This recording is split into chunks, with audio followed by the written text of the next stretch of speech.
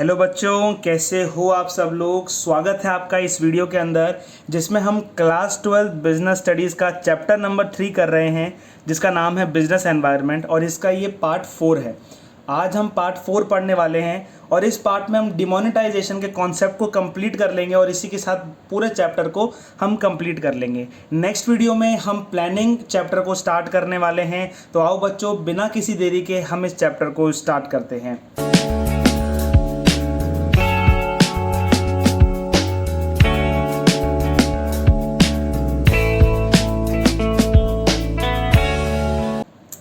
तो बच्चों, आज इस पार्ट 4 में हम डिमोनेटाइजेशन के फीचर को देखेंगे, उसके कॉन्सेप्ट को देख लेंगे, उसके एम को देख लेंगे।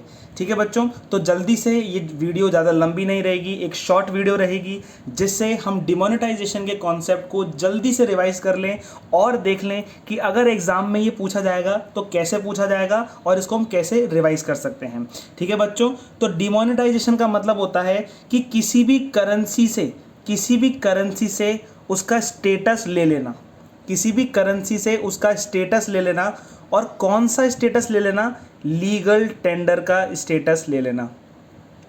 यानी कि जो भी हमारी करेंसी है ना, अभी जो हमारी करेंसी चल रही है वो लीगली टेंडर है, लीगल टेंडर है वो। ठीक है ना, यानी कि वो उसको आप देकर ट्रांजैक्शन कर सकते हैं, उसको आप देकर कुछ आइटम परचेज कर सकते हैं। लेकिन गवर्नमेंट ने क्या किया, 500 एंड 1000 रुपीज़ नोट्स जो करेंसी थी उसका स्टेटस वापस ले लिया। Means the taking the status of legal tender from a currency. अगर इस करेंसी से आप लीगल टेंडर का स्टेटस वापस ले लोगे तो ये करेंसी अब करेंसी नहीं रहेगी, लेकिन ये सिर्फ पेपर हो जाएगा, ये सिर्फ पेपर हो जाएगा। ठीक है, 500 एंड 1000 रुपीज़ नोट्स को हमने डिमोनेटाइज कर दिया था। कब? 8 November 2016 by prime minister Narendra Modi ji. ठीक है, 86% ऑफ फ्लो था किस रुपीज़ का? 500 रुपीज़ एंड 1000 रुपीज़। हमारी पूरी करेंसी के 86% फ्लो को संभाल रहे थे। ठीक है, और हमने इसी को हमने क्या कर दिया, लीगल टेंडर का स्टेटस इसके हाथ से ले लिया। ठीक है, 105 लोग उस प्रोसेस में मारे गए थे। ठीक है ना, क्यों? क्योंकि हमको क्या करना था, जो मनी थी ना उनको बैंक्स पर डिपॉजिट कराना था, बैंक्स में डिपॉजिट कराना था। तो लोग क्या है, 12 बजे, 1 बजे, 2 बजे कड़ी धूप के अंदर भी, ठीक है ना, बिना खाना खाए, बिना पानी पिए, लाइंस में लगकर अपने जो मनी था, उनका हार्ड अर्नड मनी था, उनको बैंक्स में जमा कराने लगे। ठीक है ना, कुछ लोग उस लाइन में लग के ही मर गए। ठीक है ना, बहुत सारे कॉन्फ्लिक्ट्स हुए, बहुत ज़्यादा लोग इरिटेट हो गए। ठीक है ना, उसके कारण लोग मर गए। ठीक है, तो बहुत ज़्यादा है ना एक सिचुएशन आ गई थी। और उस समय का टाइम पीरियड दे रखा था कि आपको इतने टाइम पीरियड के अंदर, अगर मैं गलत नहीं हूँ तो 30 दिसंबर दे रखा था लास्ट टाइम पीरियड, कि आपको इस टाइम पीरियड के अंदर सारे मनी को वापस बैंक के हाथ में लौटाना है। नहीं तो जो 500 रुपीज़ और 1000 रुपीज़ यदि किसी के पास भी होंगे तो वो कोई काम के नहीं होंगे, किसी भी ट्रांजेक्शन में काम नहीं आएंगे। तो लोग क्या करने लग गए, लोग अपने करेंसी को जलाने लग गए। ठीक है ना, करेंसी को क्या करने लग गए, जलाने लग गए। ठीक है, कुछ लोग उसको फेंक दिए, क्या दिया, कुछ लोगों ने फेंक दिया उनको। ठीक है, जिसके पास ब्लैक मनी थी, या फिर हो सकता है किसी कारणवश वो बैंक्स के पास जाके उसको डिपॉजिट नहीं कर पाया। ठीक है, तो बहुत ज़्यादा एक इमरजेंसी सिचुएशन आ गई थी, क्योंकि जो घर की लेडीज़ होती है ना, हम जानते हैं जो घर में लेडीज़ होती है ना, वो क्या करती है, अपने पास सेविंग्स करके रखती हैं। तो पता चला जो लेडीज़ है उनके पास बहुत ज़्यादा रुपए, पता चले lakhs and lakhs of rupees उनके पास सेव्ड थे, लेकिन वो पेपर करेंसी के फॉर्मेट में थे, डिजिटल नहीं थे। ठीक है, हो सकता है उनके पर्स में पड़े हों। ठीक है, और घर की कोई, जैसे होता है ना कि सेफ में, घर में जो सेफ होता है उसमें पड़े हों। ठीक है, तो ऐसे नोट्स जो घर में थे, लोग उनको बैंक्स में जमा कराने के लिए गए। और क्योंकि बहुत ज़्यादा एक कॉन्फ्लिक्ट सिचुएशन उस समय हो गई थी, तो बहुत सारे लोगों की डेथ भी हो गई। उस सिचुएशन से हमको पता चला कि 99.3% करेंसी वापस आ गई, यानी 99.3% करेंसी बैंक के पास वापस आ गई। ठीक है ना, तो उसका इम्पैक्ट क्या हुआ, कि बहुत सारा जो इलीगल मनी था, बहुत सारा जो ब्लैक मनी था ना, कई हद तक उसको कर्व करने का या फिर स्टॉप करने का ये प्रोसेस रहा, लेकिन हमें बोल सकते हैं कि ये एक सक्सेसफुल अटेम्प्ट नहीं था। ये एक सक्सेसफुल अटेम्प्ट नहीं था, है ना। डिमोनेटाइजेशन सक्सेसफुल नहीं था, है ना। हम इस कंक्लूजन पे आ सकते हैं, लेकिन जिन्होंने ये किया था वो ये बोलते हैं कि इसका जो इफ़ेक्ट है वो करीबन 20 से 25 ईयर्स तक के बाद में हमको पता चलेगा ना, इमीडिएट इफ़ेक्ट हमको नहीं दिखेगा। लेकिन अभी फ़िलहाल के हिसाब से हम बोल सकते हैं ये अनसक्सेसफुल रहा, सक्सेसफुल नहीं रहा, ठीक है। इसका मेन एम क्या था?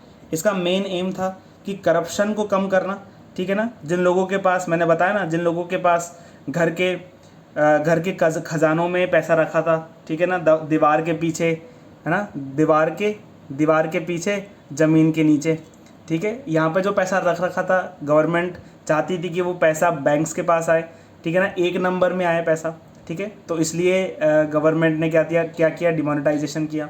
सेकंड है कि ब्लैक मनी को कम करना, ब्लैक मनी को वो स्टॉप करना चाहता था, ठीक है, क्योंकि लोगों के पास बहुत ज़्यादा ब्लैक में 2 नंबर की कमाई, बोलते हैं ना, 2 नंबर की कमाई बहुत ज़्यादा हो गई थी। इसलिए जो गवर्नमेंट है उसको उस मनी को वापस सर्कुलर फ्लो ऑफ इनकम में लेकर आना चाहती थी, ठीक है ना।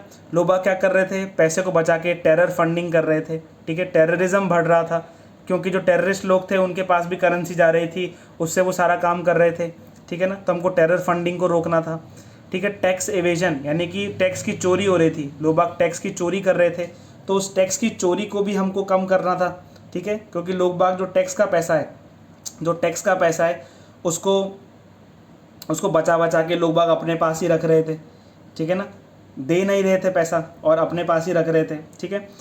5th पॉइंट है प्रमोट कैशलेस इकोनॉमी। गवर्नमेंट चाहती थी कि कैश जो फैक्टर है वो कम हो, पैसा जो हो वो क्या हो, वो डिजिटल हो, बैंकिंग सेक्टर के पास पैसा हो और डिजिटल उसका ट्रांजैक्शन हो।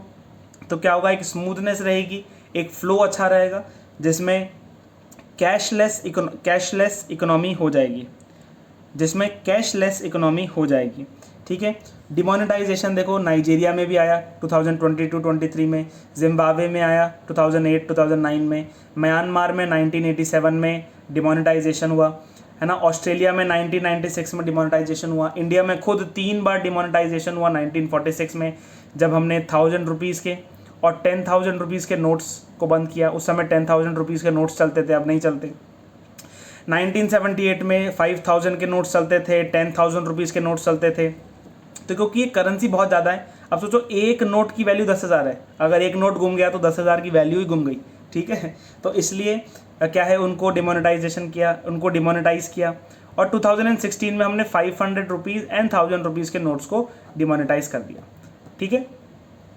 ये बात हमको याद रखने की ज़रूरत है। एक मैं एक्स्ट्रा पॉइंट बता दूं, हालांकि इकोनॉमिक्स में आप पढ़ोगे इसको, डिमोनेटाइजेशन जो पेपर करेंसी का हुआ, यानी कि जो 500 एंड 1000 रुपीज़ के जो नोट्स प्रिंट करते हैं, ये कौन प्रिंट करता है, ये आरबीआई प्रिंट करता है।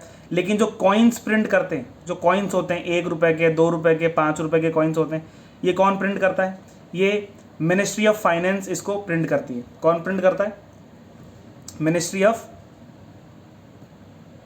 मिनिस्ट्री ऑफ फाइनेंस इनको प्रिंट करती है, ठीक है। वो इनको प्रोड्यूस करती है, ठीक है। तो आज के लिए बस इतना ही, जिसमें हमने डिमोनेटाइजेशन को पढ़ लिया, थोड़ा सा ग्लिम्स ले लिया, उनका एम देख लिया और कौन सी कंट्रीज़ में हुआ था वो हमने देख लिया। आप इन कंट्रीज़ के 1-2 नाम याद कर सकते हो, इनके टाइम पीरियड को याद कर सकते हो, ठीक है। आपके क्वेश्चन को और आंसर को, ठीक है, आपके आंसर को एनहांस करने में ही मदद करेगा, ठीक है ना। सीबीएसई कभी कभार आपसे आपका ओपिनियन पूछ लेगा कि ये सक्सेस था या फेलियर था। सीबीएसई आपके एग्ज़ाम्स में कभी कभार, है ना, केस स्टडी दे देगा कि बताओ यहाँ पे कौन सा कॉन्सेप्ट यूज़ हुआ। अगर बोले ना कि कौन सा कॉन्सेप्ट यूज़ हुआ, तो समझ जाना कि वो कहीं ना कहीं डिमोनेटाइजेशन की बात कर रहा है, क्योंकि डिमोनेटाइजेशन इज़ अ कॉन्सेप्ट, ठीक है। वो कोई फंक्शन नहीं है, कोई दूसरी चीज़ नहीं है, वो कॉन्सेप्ट है, ठीक है। तो केस स्टडी में हालांकि पूछेगा, लेकिन हमने देख लिया कि केस स्टडी में पूछे तो कैसे आंसर करना है। एम्स लिख लो, उसके डिमोनेटाइजेशन के कॉन्सेप्ट को समझा दो, ठीक है, डिमोनेटाइजेशन के कॉन्सेप्ट को समझा दो और पूरा आंसर हम लिख लेंगे आराम से, कोई दिक्कत नहीं है। अगर कोई आपको डाउट है, कोई कन्फ्यूजन है, कमेंट सेक्शन में लिखो। वीडियो अच्छी लगी तो इस वीडियो को लाइक करो, चैनल को सब्सक्राइब करो। एमसीक्यू सीरीज़ आप रेगुलर बेसिस पे अटेंड करो, बहुत अच्छे एमसीक्यूज़ हैं वहाँ पे, हॉट्स भी इंक्लूड हो रहे हैं, केस स्टडीज़ भी इंक्लूड हो रहे हैं। आपके लिए एक बहुत अच्छा कॉम्बिनेशन वहाँ पे इंक्लूड करा गया है। तो जल्दी से जाके एमसीक्यू सीरीज़ को भी लाइक करो, उनको भी देखो और क्वेश्चंस के आंसर करो। ठीक है बच्चों, मिलते हैं नेक्स्ट वीडियो में एक ब्रांड न्यू चैप्टर के साथ जिसमें हम planning as a function of management start करेंगे। टिल देन इस वीडियो को देख लो, चैप्टर 3 पूरा तरीके से रिवाइज कर लो। मिलते हैं नेक्स्ट वीडियो में। Till then keep learning, goodbye, thank you बच्चों।